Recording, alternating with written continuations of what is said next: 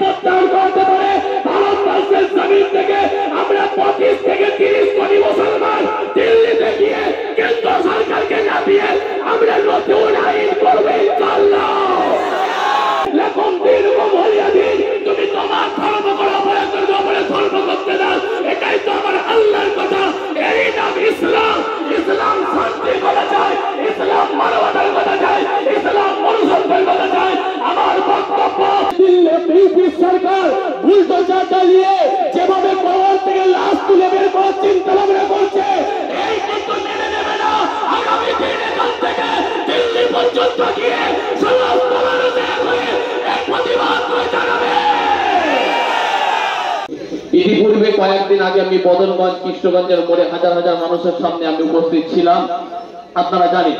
তা আপনারা বুঝতে হবে যে কেন্দ্র সরকার যে কালা আইন এনেছে, এই ওয়াকাফ, ওয়াকাফ মানে আপনারা আমার গ্রামের মাদ্রাসা, ওয়াকাফ মানে আমাদের গ্রামের মসজিদ, ওয়াকাফ মানে আমাদের গ্রামের খানকা, ওয়াকাফ মানে আপনারা আমার গ্রামের কর্মস্থান।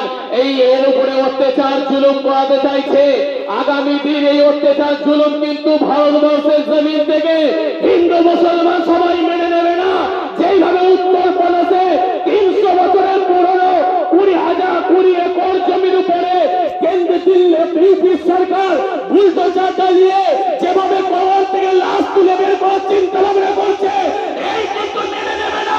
আগামী দিন এখান থেকে দিল্লি পর্যন্ত গিয়ে সমস্ত মানুষ এক হয়ে এক প্রতিবাদ করে জানাবে।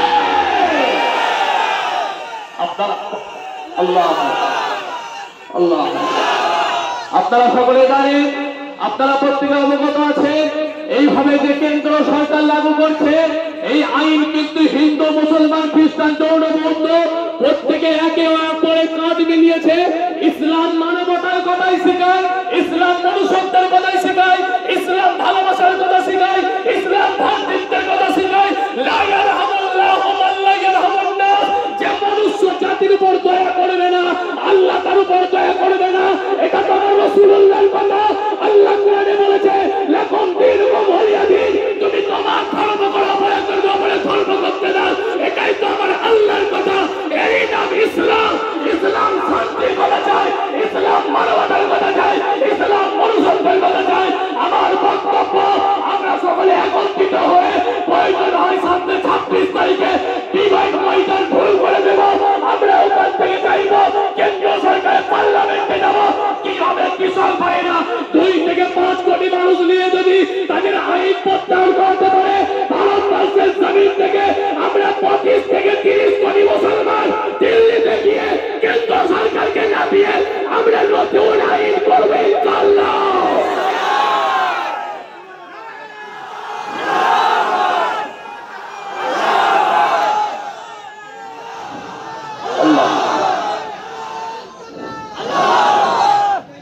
আমরা বুঝতে হবে আমরা শান্তি